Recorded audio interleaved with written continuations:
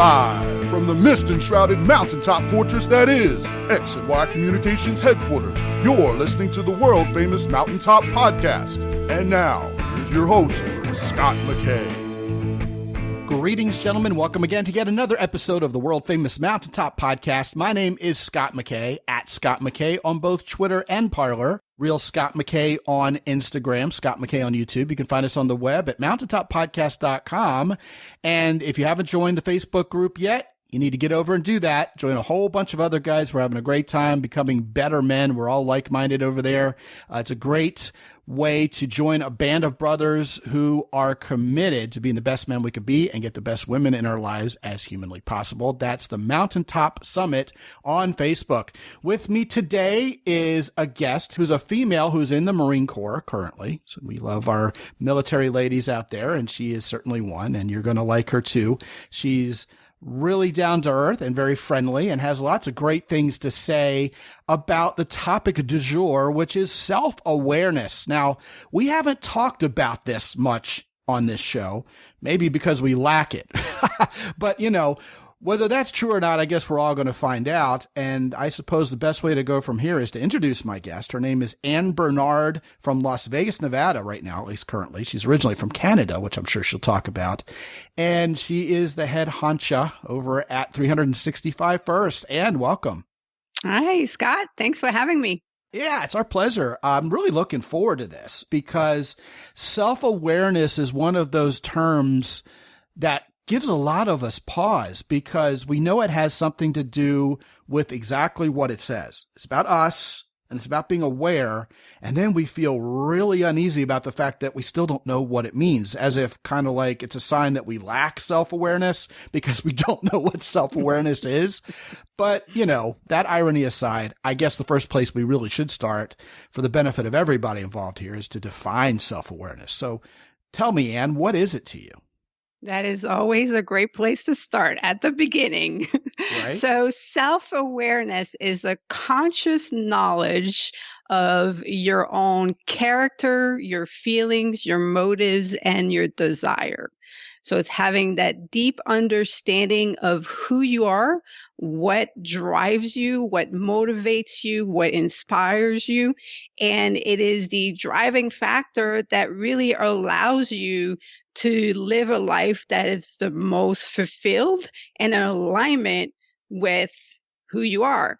But it's also a moving target. So you can't just wake up someday and decide you're going to go through a questionnaire, figure out who you are, and then push it aside and continue on with your life. So it is something we are moving targets. We might have some military terms that get thrown in there. So That's all right. I apologize ahead of time. But, so we're moving targets, and we're constantly being bombarded by information, by other people's points of views and opinions and influence, and whether, you know, it's marketing, the people in our lives.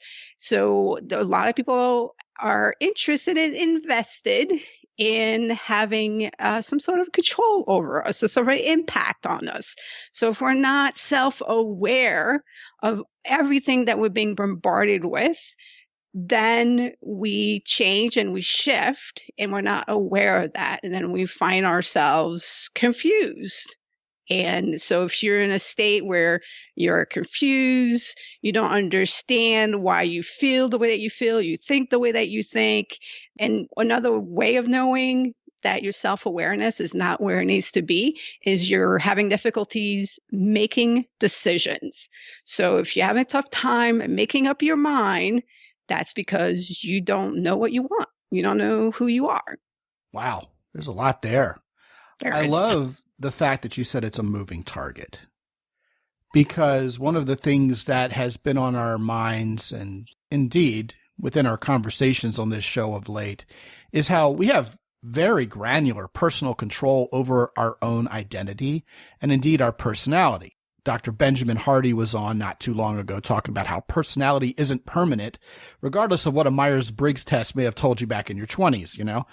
And this moving target, it seems to me like you could either be the driver of this vehicle that's moving, Or you could be in the passenger seat being driven along by all these other influences such that you mentioned, right? Absolutely. Very well said. And I don't know about you, but I always choose to be in the driver's seat. Well, I would think most Literally. people would. Yeah. Literally. Yeah. I mean, in real life, I do. I prefer to drive rather than be a passenger. I think most guys do. It's interesting. Back when I used to ride sport bikes, I was happy to go, over 100 miles an hour on my motorcycle. And I also noticed that most women I met were more than happy to be the passenger. But there was no way I was going to get on the back of some other guy's bike and let him try to kill me. So I don't know. Maybe it's a guy thing. I know. I had a motorcycle because I did the whole back of the motorcycle. I'm like, I'm not the type to be in the back of a motorcycle, and I'm definitely not the type to be the passenger. The Bernards are very obsessed drivers. So, but I do believe, I'm going a little off course, but I do believe you can tell a lot about a off-road person. motorcycling. Yeah, you can tell a lot about a person by the way that they drive. So I always said, in a hiring process, I'm going to take somebody out, have them drive, and then I'll decide if I want to hire them or not. Yeah, I think that's a pretty good strategy, actually.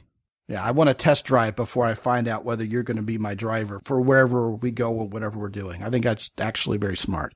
But anyway, getting back on the main highway here. As far as self-awareness goes, you can get on Twitter, you can get on Facebook, and it's amazing how people have been told what to believe, and they've been told who they are. And not only that, but other people, once they find out something about you in 280 characters or less, will assign all sorts of labels onto you also, which is another thing we've talked about recently on this show. And people will get their feelings hurt by that. They'll feel like they have to go on the defensive about that. And I'll tell you, with 60-some thousand guys on my newsletter list, all of whom are cloaked with the anonymity of the internet, I learned a long time ago, I really can't let someone else's opinion affect who I am at my core. But like you said so eloquently, if we don't know who we are, we don't know what the elements are that make up our identity and our self, then really it's all open to debate, not only with other people, but within our own personality as well, right? Kind of deep. Yes, and it's where it's the most dangerous is actually where it's in a debate state with yourself, because then you can't have peace, you can't have joy or happiness or contentment because you're constantly torn and you're constantly being shifted from one direction to the next, and then it's whoever comes into your sphere of influence that, well, today I feel this way and I think this, and then tomorrow it's going to be somebody else. And then, how do you accomplish your life? Like, how do you live up to who you were created to be if that's how you are? So it's very important to take the time to figure out who you are and stay in tune and in touch with who you are. So one of the things that we talked about was that it bothers me in the self-development industry that we do throw terms around and we talk things to death, but we then don't go into, okay, what can I actively do to, one, raise my self-awareness, and then two, stay in touch with who I am. So I'm a strong believer in if you put in habits that you embed into your life, and then they continue to keep you in touch with who you are as you continue to move forward. And for me, that's another big thing about life, right? It is about progression. It is about continuously growing and moving forward. And so you know who you are, and then you're purposely evolving who you are. There was a fascinating study that came out not too awful long ago, and I don't know the exact numbers, but people who believe something will gravitate towards information online that validates their belief rather than even considering anything at all that goes against that belief. And not only will they agree and disagree, but they'll place value judgments on it. Like, you're a good person if you said something I agree with, and you're a bad person if you said something I disagree with. And not only that, but the trend is people will take that to an extreme, even vis-a-vis cognitive dissonance. In other words, there is a strong margin of proof that what I'm saying or believing is not true at all, yet I'm still going to cling to it.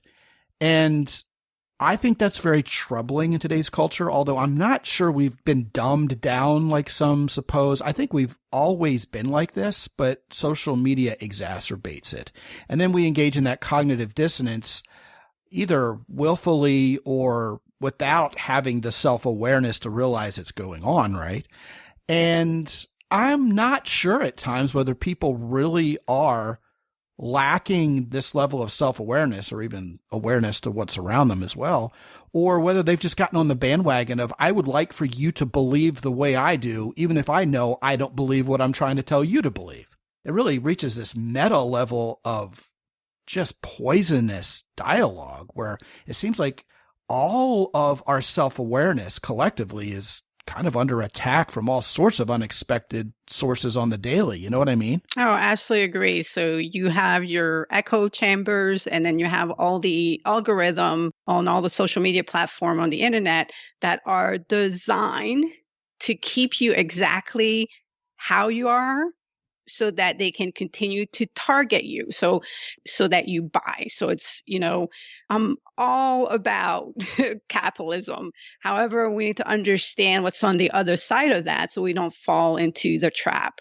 So there are people in control and in power that benefit from you being in an echo chamber. And then there are many businesses that benefit from you having the same habit, the same routine, the same patterns, the same attraction to things. And they understand who you are and they know how to target you. So everybody benefits from that except you, because they're trying to keep you exactly the same. So if you're struggling with a problem, if you're having difficulties in your relationships, the depth of the impact that resonates and echoes in your life is so deep when there are so many powers that are trying to understand who you are better than you know yourself, so that they can have greater control over you. And the only way that you break that is that you constantly look to test what you believe. So I don't want somebody else. I'm not going to get into many debates with people because I'm not interested in arguing. I hate drama. I hate that. Now, on a personal level, though, I test what I believe every so often. And usually I'll do that by exposing myself to a first time, to a new experience, something that I've never done before. And when I do that, and we talked about this, traveling is a great example of doing that, finding yourself in a completely different culture and having experiences and all your senses, being tickled by things that you don't know, so that you can have the awareness of, wow, okay, this is how I feel about this. And then you can explore what that means to you. But you can do that at home by seeking what is different to you. If you can manage to have Facebook, Twitter, Google, whatever, wherever you hang out, if you can manage having the algorithm not know how to target you, then it means that you are exploring. And through the exploring of different things, you solidify what is you, but you also become open-minded to what the possibilities are. So we're stepping into a different topic when we talk about open-mindedness, but that's a great, amazing quality to have along with your self-awareness, because you're always going to go seek out something different to, again, understand like, oh, in this new space, in this new experience, I feel this way, or I don't feel this way, and I think this or not. And that then continues your evolution. And that way, when you are bombarded by all the same stuff, you like, what is this providing me? How is this fueling and feeding my soul and my growth? Well, it isn't. So let me go find things that actually do. Yeah, all of that is so right on the money and so smart.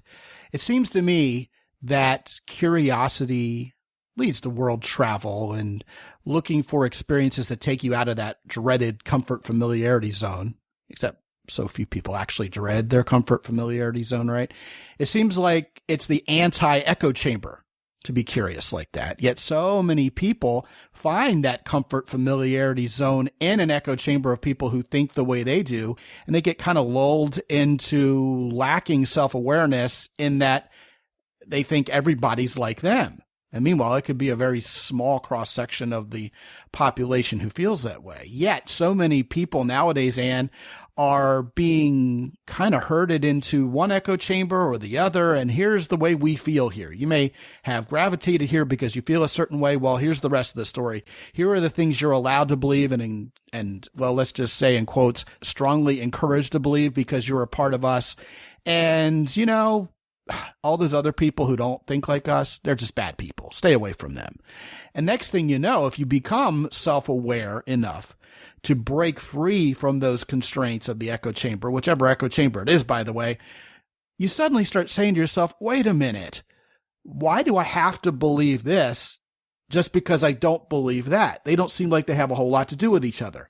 Then you become an independent thinker and you start having original thoughts that are uniquely your own that you really honestly resonate with. Then what happens is if you dare present one of those thoughts, you're going to get hit from both sides. The people who disagree with you will crucify you. And of course, because you have this self-awareness and you know who the hell you are, not only what you believe, but importantly, wait for it, why you believe what you believe, not because someone told you, but because you figured it out for yourself, right? Then you're able to counter that hate or that disdain that comes from elsewhere. But then what's really surprising is the people you thought were on your side go, wait, no, you're starting to deviate from this echo chamber a little bit. You're not allowed to think like that, because if you think like that at all, you must be one of them, not one of us, right? You saw a lot of this in the political cycle right now, but I think it also translates to all sorts of, you know, societal and psychological issues as well, don't you think? Well, I mean, I think it's definitely more in the political cycle, but I think the thing that you're going back to is that having self-awareness doesn't mean that you have to enter the echo chamber, right? So I don't have a need to go prove any of my point of views anywhere. I don't have that desire. I don't have that need. I have my point of views. I'm confident in who I am. I'm confident in what I believe in. I am open-minded to what other people believe in and you know, what they follow. I have no desire to change them. I mean, I think that's a key point here, right? But now we're stepping into being very confident. So to be confident, you have to be self-aware. So self-awareness is the foundation of any self-development that you embark on. Your number one thing that you need to do before entering any self-development program is raising your self-awareness and understanding who you are. And then you can venture into additional self-development. And when you do that, you know, as somebody who's confident, like, I don't care, man. I don't need to argue with you. I don't need to be right. I have better things to do. I have other interests, passions, and I like to have intellectual conversation. I like to tell stories. I like to connect with people.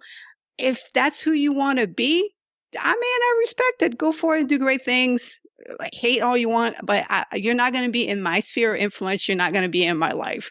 And I have no qualms with that. I've lived my entire life that way, and people don't come into my space that are like that because they're not welcome. They know that they're not going to engage me. They're not going to move me.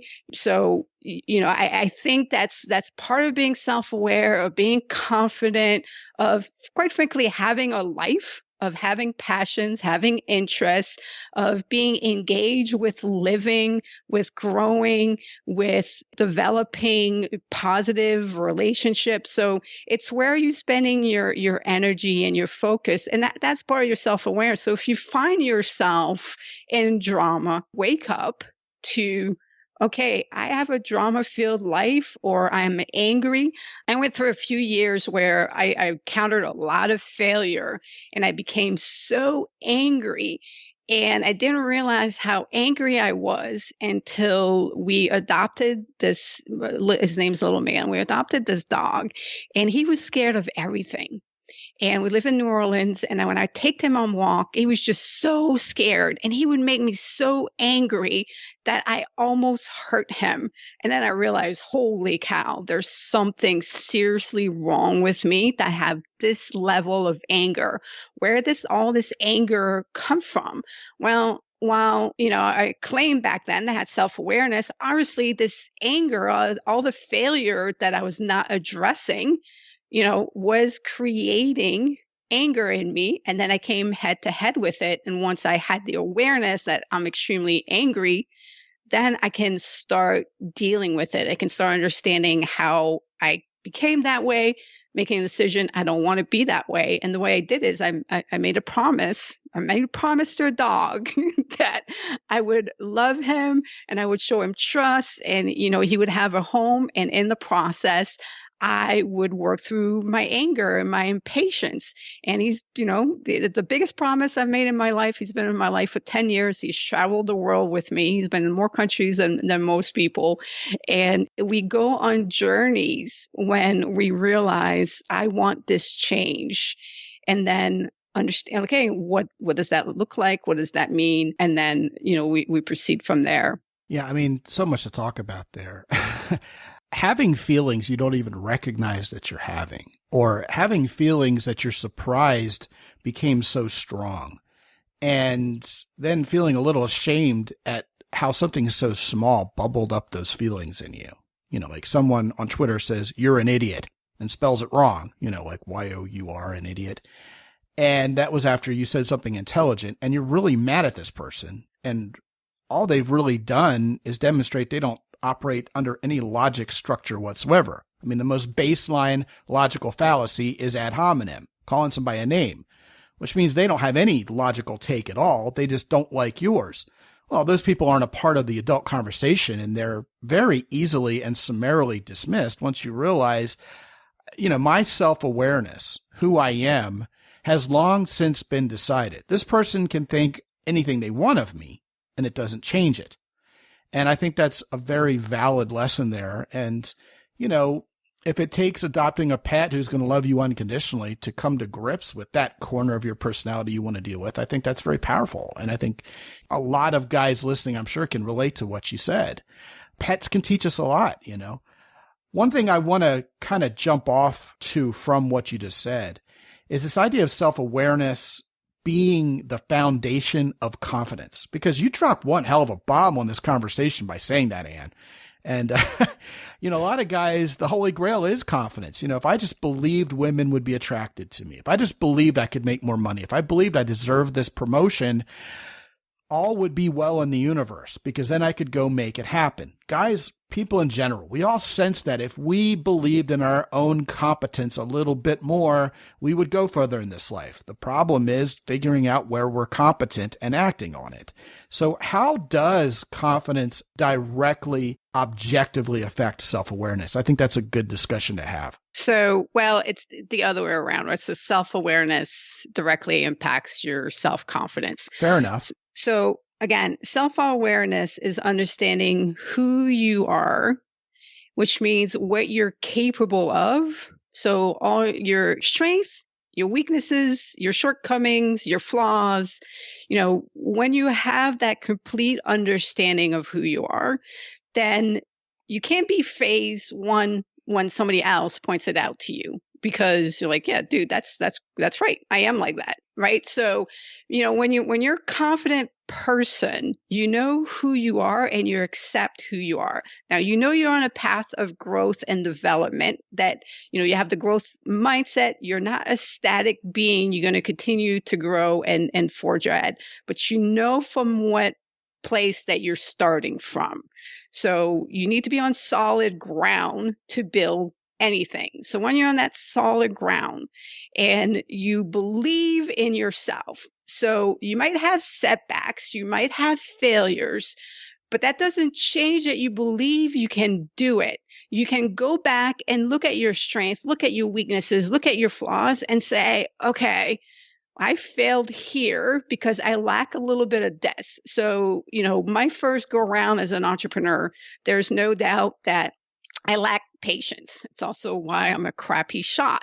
I don't have the patience. Side alignment, side picture, inhale, exhale, smoothly pull the trigger. I'm impatient. I just want to just get it done. And I'm the same way as an entrepreneur. I just want to get it done. I love results. I'll do the hard work and I want to get it done. Now, truth is, in business, you have to queue things up. You have to be patient. And that hasn't been in my nature. So having the understanding like, okay, I failed as an entrepreneur. I lacked patience. I mean, there were other things, as far as business structure that I also needed. But, it's very easy to get knowledge about business. It's more difficult to get understanding of who as a person you are and what you need to change to be successful as an entrepreneur. So patience was one of those things.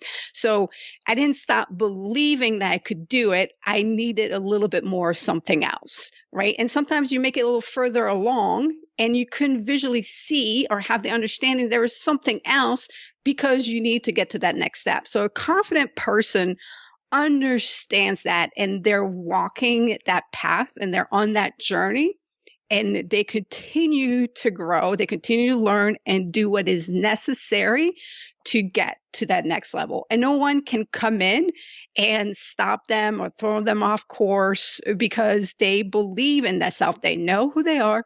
They believe they can do it.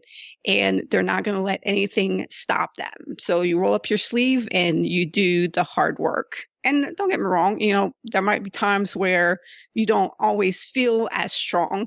But when that happens, you also have the awareness, okay, there are cycles that happen in my flow of motivation, my flow of inspiration, and I understand my own cycles. And so I'm in a low point right now, so I'm not going to push myself. I'm going to cut myself a break because I know when I come out of it, I'm going to be better for it. So for me, something that happens is I go hardcore, for periods, and then I kind of shut down. Well, I don't beat myself up when I shut down because when I shut down, when I come back up, I have creativity. I get hit by creativity. So for me, that's my cycle of creativity. So, I have the awareness of that versus, if you listen to Gary V's going to tell you nobody's going to outwork me and they go, go, go, go, go, go. And he tells you that that's the way to go. Well, that's the way to go for Gary V. That might not be the way to go for you. I realize that's not the way to go for me. So if I'm going to be the best that I can be, and I'm going to make it to the mountaintop and I'm going to succeed, I'm going to do it having the understanding of how I function. And then I'm going to maximize how I function. And that is what self-awareness provides you. And that is why it builds your confidence. Well, I think a lot of this comes back down to wisdom, life experience, maturity. Self-awareness is not a task that we decide to tackle one morning and a couple hours later we're there. It's a life journey. And we can evolve and change over the course of our lives. So obviously, if we're young and someone says, oh, you can't do that, and we resolve ourselves to get good at that because someone said we couldn't, I would say that's a lack of maturity and indeed a lack of self-awareness. So, someone may tell you you're not good at something. Well, they may be right. I may not have a whole lot of aptitude towards doing this. So instead of feeling defensive towards that and saying, well, I'm going to prove this person wrong, I let it slide and I go do those things that I have aptitude towards and that I do well. To me, that's just a matter of maturity and reckoning with the journey of life that helps us gain experiences and realize what we like doing, what we're passionate about, and what we're actually good at. And indeed, the curiosity and what you like to talk about, according to your own brand, trying things for the first time allows you to get a better handle on the variety of those options that are available to you, right? Absolutely. But see, in what you said, the thing about life is there's always flip sides, and there are flip sides to flip sides. And so it's complicated. It is, because while I might not be naturally talented at something, and someone might say, "Yeah, you probably don't want to do this. It doesn't come naturally to you." Well, there's value in doing it to learn hard work and to learn grit, right? So there's always a flip side. And the reason why I tell people to embrace first time new experiences and pursue them, especially in adulthood. Obviously, as as a kid, you're exploring life, you naturally do more of that. Even as a teenager, and as you become an adult, you kind of, you had your experience as a kid and you decided, yeah, I'm good at this, I'm not good at that, I'm not going to do that, right? So for example, in sports, you might have realized, I have good hand and eye coordination, but I have crappy feet and eye coordination. So you went into sports, or you went into activities that maximize the use of your hand and eye coordination because that's what you were good at.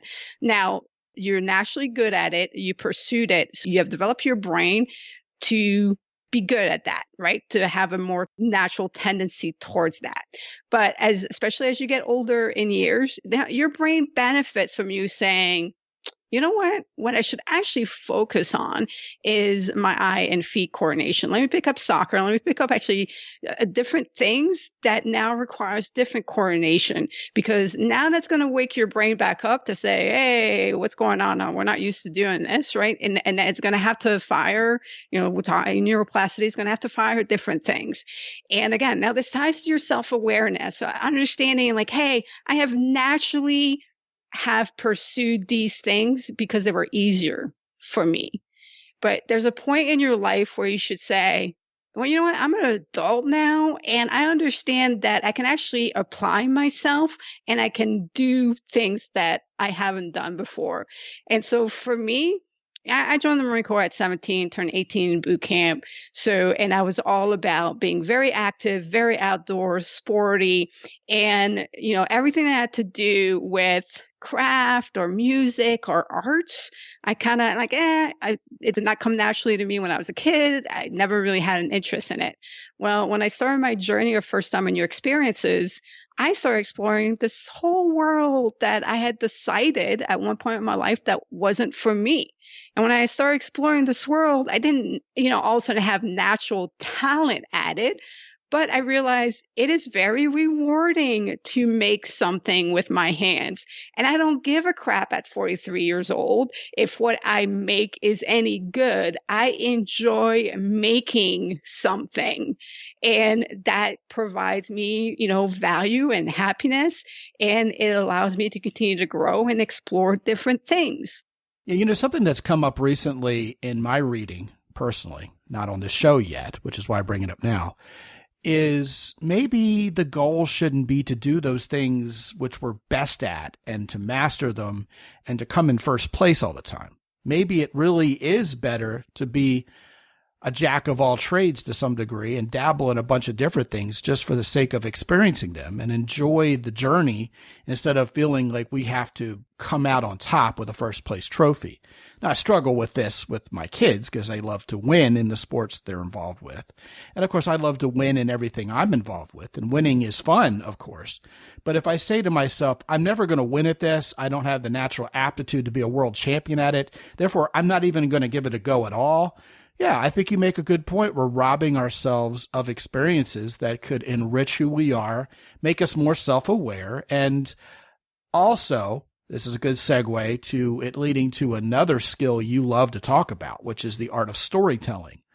And as much as the likes of Dale Carnegie would say that we need to be better listeners than talkers, because it makes people like us more, there is definitely an art to having something interesting to say so that people can get to know you better. And I know this for you is a big part of self-awareness, rolled into kind of a larger scope. So go ahead and talk about that a little bit. Absolutely. So my world revolves around first time and new experiences. And so I created, due to COVID, I found myself having to pivot, and I started exploring more first-time storytelling. And what first-time storytelling is that it is a method for you to easily communicate who you are in an engaging way. So you are the sum of all your experiences, and everything you've ever done in life started with a first time. you can go back and pull a thread through your entire life just by looking at all the first times. Now, some of your first times, they were a one-time deal. That doesn't mean that didn't have an impact in shaping and impacting who you are today.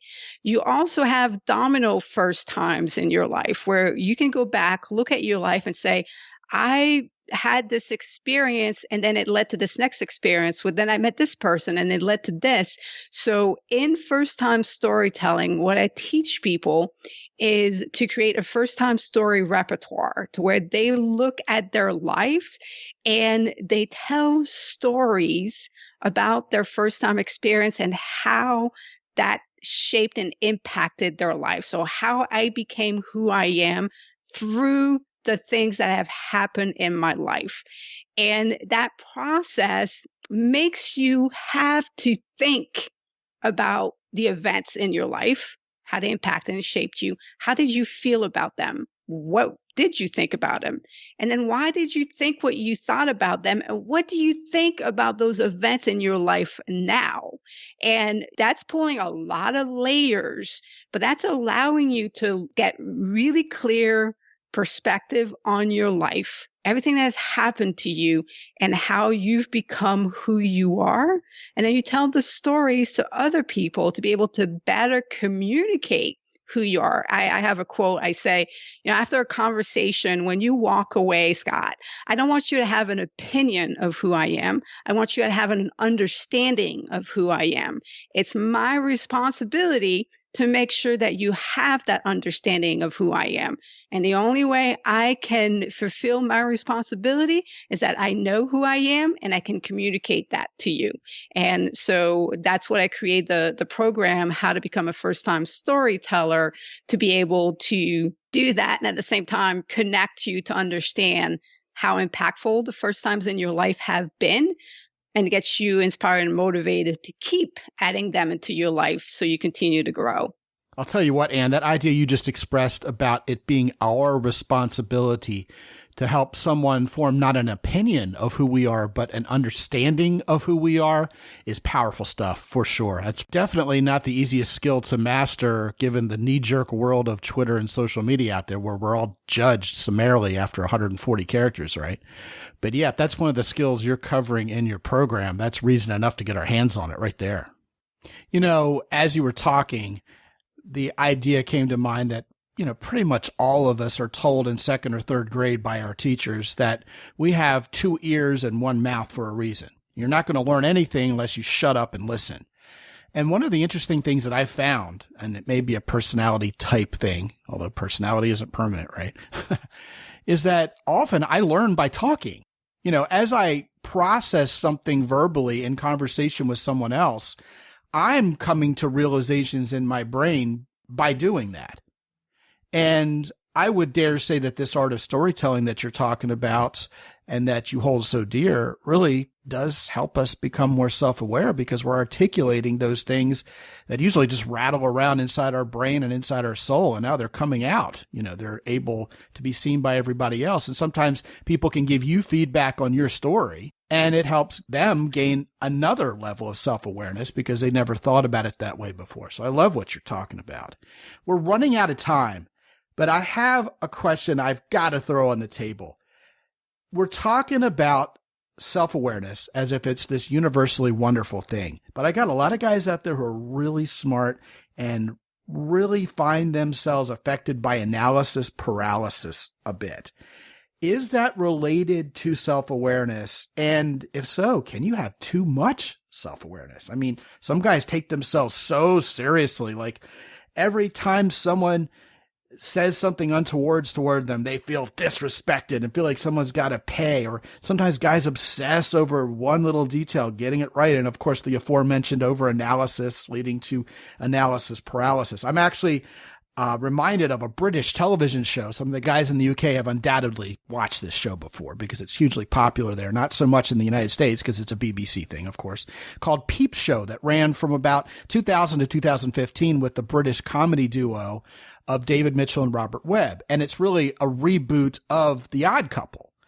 And instead of one being messy and the other impeccably neat, one of them completely lacked self-awareness to the point where they didn't even know what they were doing and were a total slacker and had no direction in life and were blown and tossed around by someone's opinion constantly. And the other one was so deep into self-awareness mode at all times that he made himself neurotic and crazy trying to figure out how to hone in on this certain part of himself that was going to make someone like him better or to get something done. He was just hyper self-aware to the point where it was just annoying to everybody else.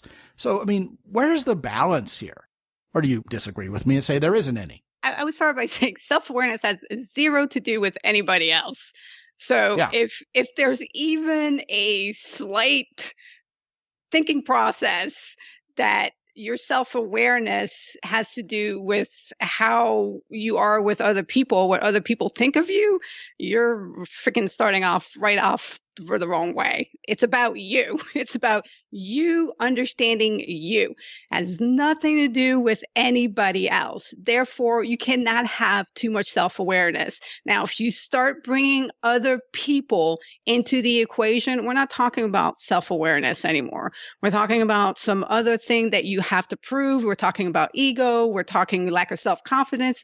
We're talking about different things than self-awareness. So now there's such thing as, yes, you can overthink things, again, not tied to necessarily self-awareness, and overthinking things because you truly care and you don't want to make a mistake. You don't want to hurt somebody else. But again, it involves another party. If you have a tough time making decision, it's not because you have self-awareness.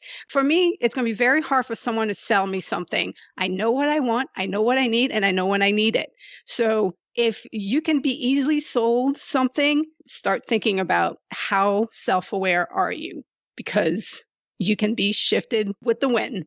That's really interesting that you would say that, because 95 times out of 100, when a guy calls me and says he's ready for coaching, it's a 5-minute conversation. I mean, he knows what he needs. He knows I'm the guy to help him out, and let's do this thing. You know, they've done the research. They've arrived at that conclusion. I obviously don't try to talk guys into doing coaching or anything like that when they're not ready for it or don't even want it. And I find that what you said resonates very clearly. You know, I think it's very true. Getting back to the show example, okay, so maybe it isn't about self-awareness in particular by name, but the net of it for those two guys on the show is one guy is utterly shameless, right? And the other guy is very self-conscious. So self-consciousness is not to be confused with self-awareness, correct? Correct. I would probably say the one that's shameless is probably more self-aware because he doesn't care. Like, I am who I am. Take me as I am. I'm going to be who I am. Oh, no, you have to watch the show. Yeah. I mean, it's yeah, I don't have the context, so it's a hard, it's a hard one to go with. For sure. Her name is Lieutenant Colonel Ann Bernard, but you can call her Ann. And she is a United States Marine. Thank you for your service, by the way. Oh, thank you, Scott. You're welcome. Yeah. It's been a blast. And she is the author of How to Become a First-Time Storyteller and the founder and chief over at 365 First. And what I want to do, guys, is give you a chance to get your hands on her program on how to become a first-time storyteller by going to www.mountaintoppodcast.com/Ann. She's the first Ann we've ever had on the show. ANN is all it takes. Also, I'm going to put her book of the same name, How to Become a First-Time Storyteller, on my Amazon influencer page. You'll find it right at the top of the queue if you're consuming this show right after it's released. And that's, of course, as always, at mountaintoppodcast.com/Amazon. So go to /Ann to get the program, /Amazon to get the book.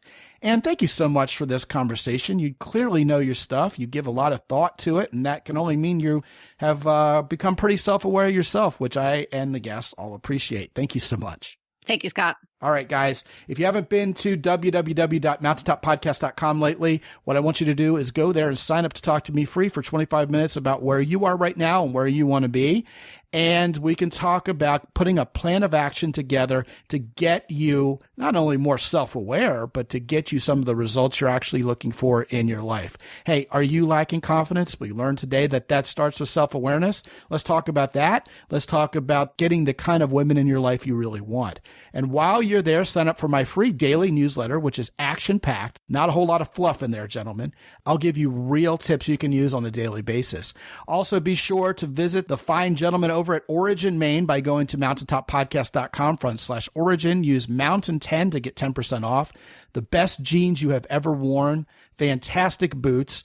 And while you're at it, also go to mountaintoppodcast.com/hero soap, where you can get all the soap and the brand new body wash you need, made only of natural ingredients using essential oils to make you smell like a man. And if there's anything that women love, it's a man who smells right. And if there's anything that women are repulsed by, it's a man who doesn't. So get yourself over to mountaintop.podcast.com/hero soap, where you can also use the coupon code Mountain10 to get you some.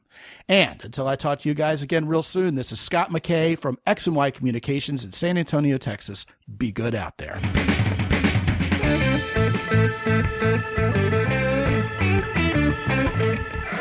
The Mountaintop Podcast is produced by X&Y Communications. All rights reserved worldwide.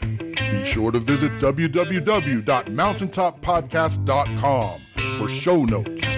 And while you're there, sign up for the free X&Y Communications newsletter for men. This is Ed Roy Odom speaking for the Mountaintop Podcast.